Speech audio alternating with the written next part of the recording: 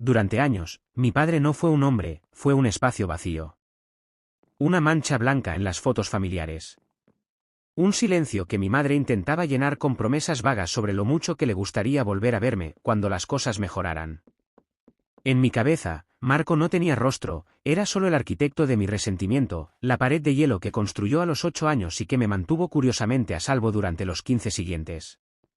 Si me hubieran preguntado hace una semana qué haría si Marco regresara, habría dicho que le cerraría la puerta en la cara. Que soltaría 15 años de dolor concentrado como si fuera gas venenoso. La realidad, sin embargo, era mucho más prosaica.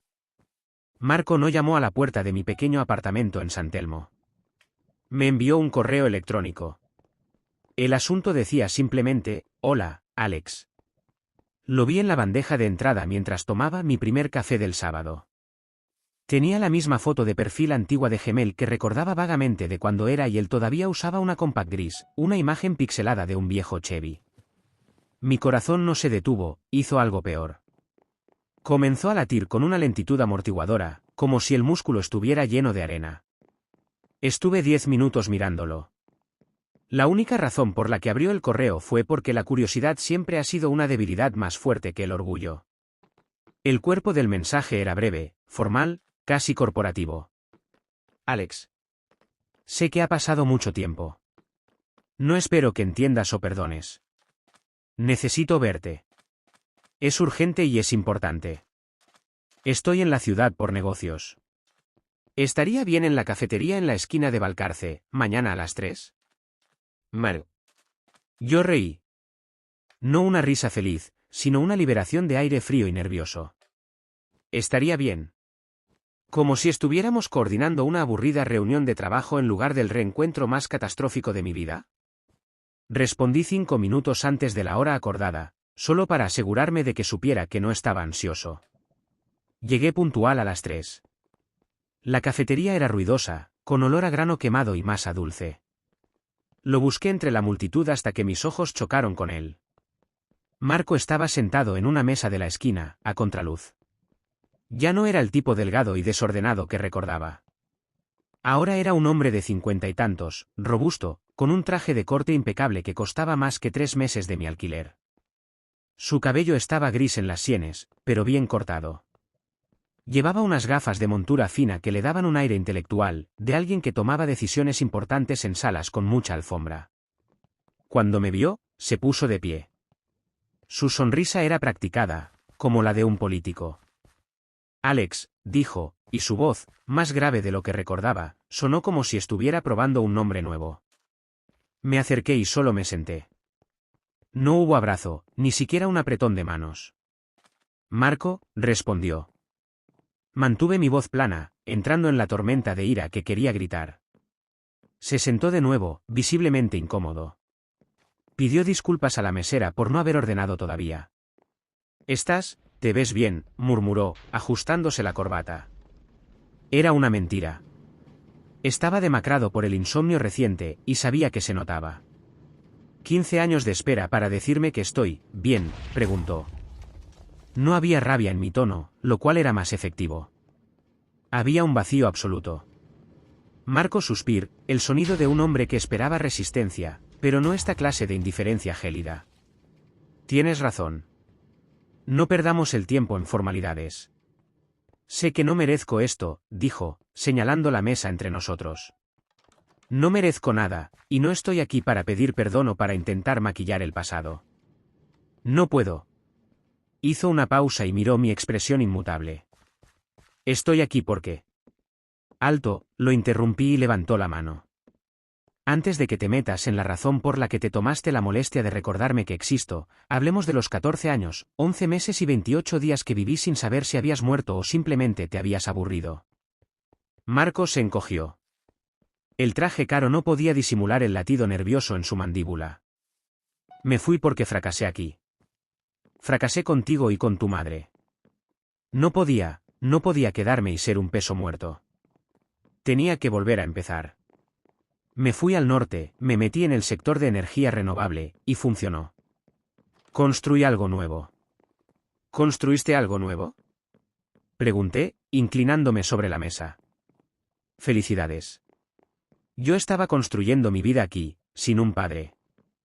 ¿Sabes lo que es la inscripción universitaria sin una firma? ¿Sabes lo que es el día del padre en la escuela cuando el maestro te mira con lástima porque tu excusa es que tu papá vive lejos? Alex, por favor. No, insistí. Es importante que sepas que ese algo nuevo que construye, lo hiciste sobre las ruinas de lo que dejaste. Asumo que ese algo nuevo incluye una nueva esposa y por el look de ejecutivo exitoso, probablemente un par de hijos que no tienen que preguntarse dónde está su papá, ¿verdad? La mirada de Marco se ensombreció. Asintió lentamente. Sí. Sofía. Y 2 niños. Un niño y una niña. El golpe fue más duro de lo que esperaba. No era solo que me había abandonado, era que había demostrado que sí era capaz de ser un padre, solo que no conmigo. Bien. Entonces, ¿qué quiere de mí la familia nueva? ¿Necesitan un inversor? ¿O quizás un recuerdo incómodo del pasado que te mantiene humilde? Marco se frotó los ojos cansados, dejando caer toda su fachada de hombre de negocios. No es sobre dinero. O al menos, no directamente, dijo, bajando la voz hasta convertirla en un murmullo urgente. Alex, estoy en problemas. Problemas muy serios.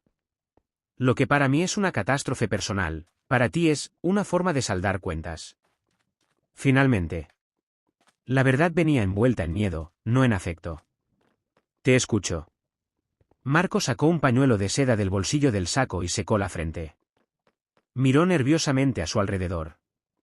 Mi empresa, Solara Global. Manejamos contratos gigantes de infraestructura. Hace 3 meses, mi socio, David, hizo algo imperdonable. Desvió fondos. Fondos públicos. Millones. Lo descubrimos. Él huyó, pero dejó un rastro. Un rastro que los federales van a seguir hasta mí. ¿Y tú qué hiciste? Lo encubrí, admitió Marco. La palabra le salió con el sabor de la ceniza. No participé en el robo, pero cuando me di cuenta de lo que había hecho David, entré en pánico. Estábamos a punto de cerrar la fusión más grande de la historia de la compañía. Si esto salía a la luz, todo se derrumbaba. Y no solo mi carrera. La reputación, los nombres, todo. Y la nueva familia, agregó. Marco avanzando con desesperación. Y la nueva familia. Si esto sale a la luz, Sofía lo perderá todo. Los niños, mis hijos, Alex, verán a su padre ir a la cárcel, perderemos la casa, perderemos hasta los apellidos decentes. Me siento derecho. Esto era real. El aire alrededor de él vibraba con un miedo genuino que no había sentido en toda la reunión. ¿Y qué tengo que ver yo con esto, Marco? Marco se inclinó y posó una mano sobre la mesa, casi suplicando. Cuando David huyó, dejó un respaldo de la información. Un disco duro encriptado. No sé si contiene las pruebas de mi encubrimiento o solo el registro del robo. Pero si lo encuentran, estoy acabado. Lo traje conmigo en este viaje de negocios. Es la única copia que existe. Hizo una pausa dramática, mirando directamente a mis ojos. Necesito que lo guardes. Mi mente tardó un segundo en procesar el sonido. La estúpida, inimaginable, absurda audacia de su pedido. ¿Quieres que yo, tu hijo abandonado, oculte la evidencia de un crimen que podría enviarte a prisión? No es para mí, susurró con una intensidad enfermiza. Es por Sofía. Es por Lucas y Camila. Ellos no tienen la culpa de mis errores. Tú sí entiendes lo que es crecer sin un padre, Alex. No dejes que les pase eso a ellos. De repente, la rabia regresó, caliente y espesa. Me ardía la garganta. ¿Yo entiendo? Tú me condenaste a entenderlo. Me obligué a no alzar la voz. Y ahora me pides que te salve el pellejo usando mi propia miseria como palanca emocional. ¿Usas a tus hijos nuevos para manipularme? Estoy desesperado, gimió. Si te lo doy, lo tendrás tú. Sabrás dónde está.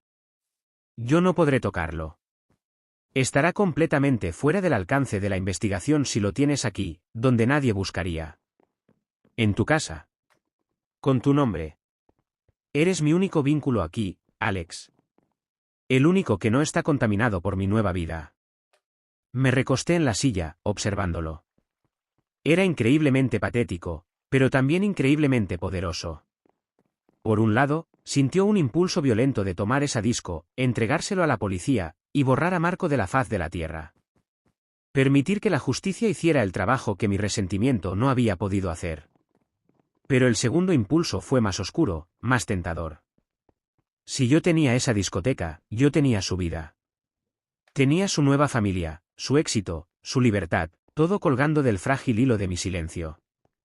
Yo tendría el poder de decidir si ese hombre, que me había descartado tan fácilmente hace 15 años, seguía respirando aire libre al día siguiente. Era la primera vez en mi vida que Marco me daba algo de verdadero valor, aunque fuera un arma de doble filo. ¿Qué hay en esa discoteca?, pregunté, mi voz volvió a ser neutra. No lo sé con certeza. Pero si la policía lo encuentra, Marco deja de existir. ¿Y si te lo entrego, qué gano yo? Marco pareció aliviado de que por fin hablara de términos. Sacó una chequera. Lo que quieras, Alex. Lo que necesitas. Un depósito para tu futuro.